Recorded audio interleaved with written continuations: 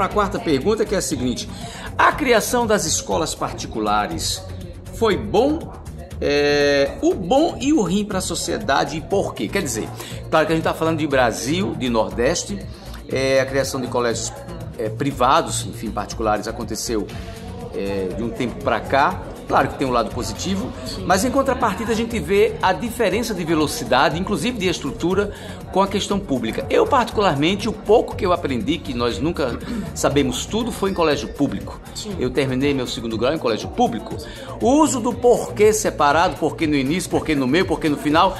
Eu outro dia conversando com um colega meu de faculdade.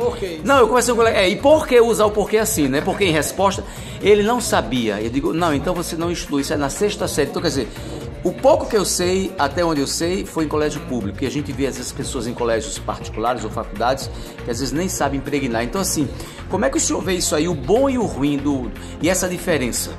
Olha só, o público e o privado sempre caminharam juntos, certo? Eu acho que toda esfera ela tem sua contribuição para a sociedade. Eu acredito que não pode se radicalizar o discurso e a proposta de ideias. Se a gente dialogar somente com quem acredita nos nossos ideais, os próprios ideais, a gente não está dialogando. Nós temos que dialogar com as diferenças e os diferentes. Isso é o que conjuga e faz com que o crescimento na sociedade, que não é tão fácil, uma tarefa tão fácil, mas que é preciso diálogo, porque todo mundo tem sua importância na sociedade. Tá, então o colégio público e o privado têm suas distâncias, e isso tem um lado realmente bom e ruim, é uma realidade que a gente vive, né? Isso. O bom é o seguinte, que a gente sabe que eles podem contribuir para a sociedade, toda a esfera de gestão, né, no desenvolvimento da educação. O ruim é que o que não pode acomodar, como sempre a gente tem cultural no Brasil, é uma acomodação da gestão pública. A gente não pode dizer, já que tem um particular, e aí se isentar das obrigações da gestão pública. Até porque a pessoa que está no público não tem condições de estar no particular. Isso, exato. Né? Então aí o próprio prejudicado aí é o cidadão, o adolescente, a criança, o jovem. Olha só, esses dias a gente via que há tempos atrás estava havendo sorteio de creche. Nossa! Ou seja, uma problemática que a gente tem que ver de base, educação básica, que é premissa em nossa Constituição. Realmente aí é um universo de problema para se conversar ou se debater, né? Maria, duraria semanas e dias e meses e anos. Bom, vamos para a quinta pergunta, vamos entrar um pouco na esfera política. É o seguinte, um professor, veja bem, a pergunta é o seguinte, um professor pode ajudar no sistema político e vir a administrar um cargo público e assim contribuir mais para a sociedade? Como conviver, no caso, num ambiente tão impuro, né? E conseguir sobreviver, realizar e fazer algo de fato. Ou seja, o senhor, por exemplo, que é um professor, o senhor está se lançando, digamos, ou pretende na questão pública. O senhor vai entrar num ambiente impuro em relação a tudo que a gente sabe aí nesse meio político. Da realidade, né? Da realidade que a gente vê nas telejornais todos os dias. O senhor acha que é possível realmente conseguir se sobressair? Ou tem que entrar naquela dança? Quer dizer, é complicado, professor. Dança de cadeiras. Eu não sei. Como é que o senhor vê isso? Se envolver nisso. Olha, primeiramente eu acho. Agora deixa eu fazer uma ressalva aqui. Deixa eu fazer uma ressalva rapidinho. A gente tem um presidente, o Lula, no terceiro mandato dele, né? Do PT, tanto colocado em xeque-mate por algumas pessoas, etc. Mas o Lula, que é muito reconhecido a nível mundial, é muito respeitado, ele tem a política de praticar a política. E a prática da política é o ato de você unir, né, até adversários em prol de uma causa e de uma situação X. Não de forma radical. Então, assim, é preciso também saber lidar, estando em tal cargo, de praticar a política. Quer dizer, você às vezes faz junção com outros partidos contrários ou não, mas enfim, que se unam. Tem que haver um entendimento, porque senão a cadeira dança. Quer dizer, como é que o senhor vê? Porque é um ambiente meio pesado também, né? Olha, eu vejo uma frase que é dita por vários teóricos e ressignificado, que é o seguinte: aquele que não gosta de política será governado por quem gosta. Então, primeiramente, a gente precisa gostar de política pública e não só política partidária, apesar que a política partidária ela é essencial para a construção da democracia e nós temos um regime democrático aqui no país. O que vai diferenciar são todas a sua essência. Você não pode deixar de ser professor para ser político. Você tem que levar a ser professor e político política e professor.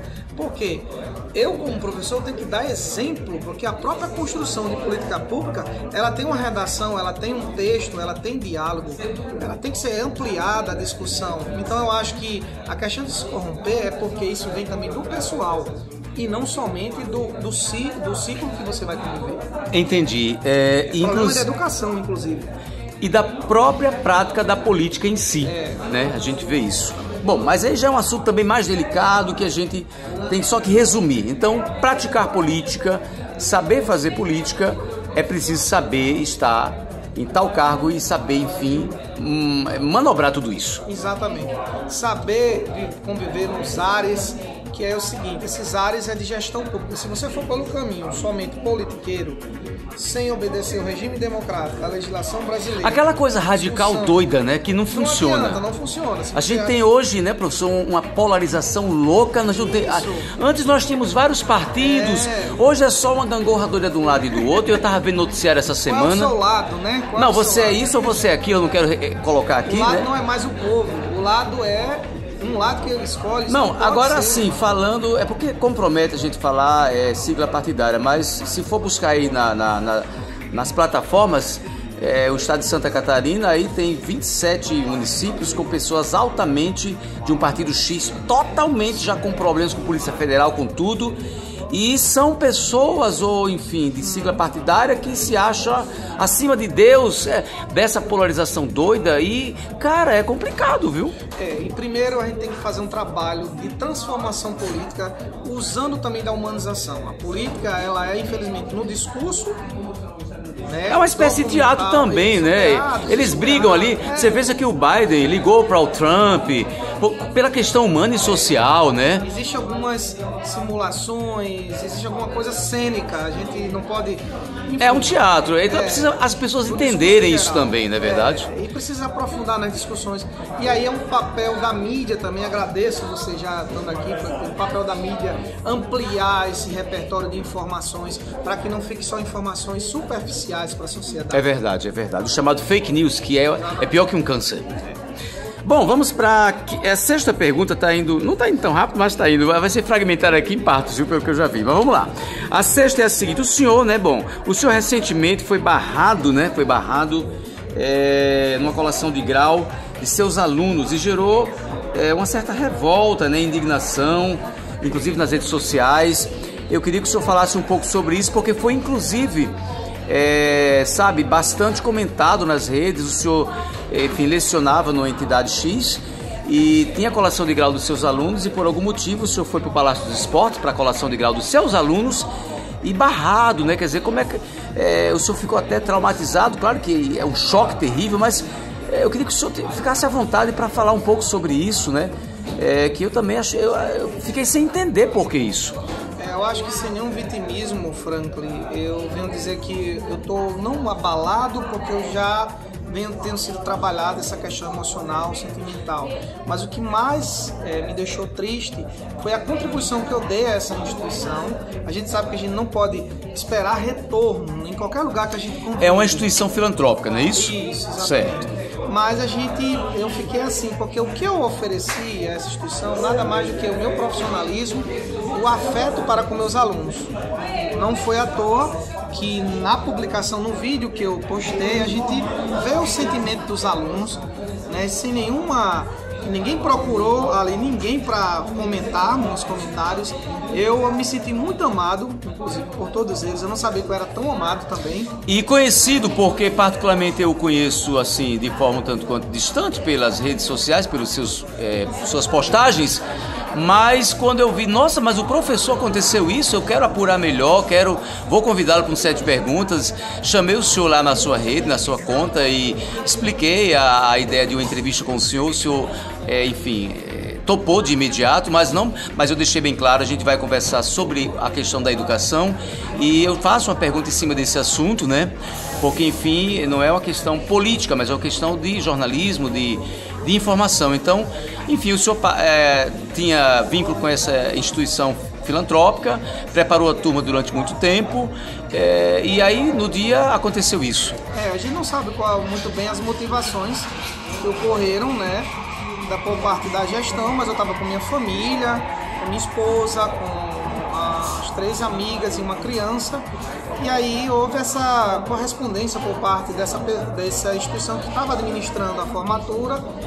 E, enfim, eu fiquei muito triste mesmo, meu coração ficou abalado pelo fato das minhas contribuições, não sei quais motivações foram essas. E toda a estrutura educacional que o senhor passou para aqueles alunos ficou assim, não esvaziou, né? No sentido, esvaziou por parte... Porque o senhor fecharia com um ponto final, né? Assim, a colação de grau. Mas isso aí, quem sabe, não foi uma ferramenta para um futuro bem diferente e bem melhor, né? Com certeza. O que eu digo para os meus alunos é que eles permaneçam dizendo uma frase que eu sempre inspirei a dizer para eles, que é: a vida é bela. A vida é bela é o seu slogan. Isso, que eles sejam capazes, porque eles são capazes de transformar essa realidade, que enquanto estiver pulsando vida, né, ele é capaz de dizer que sempre a vida será bela para todos eles. Ok, tudo bem. Então vamos para a 7ª, última pergunta em posição self.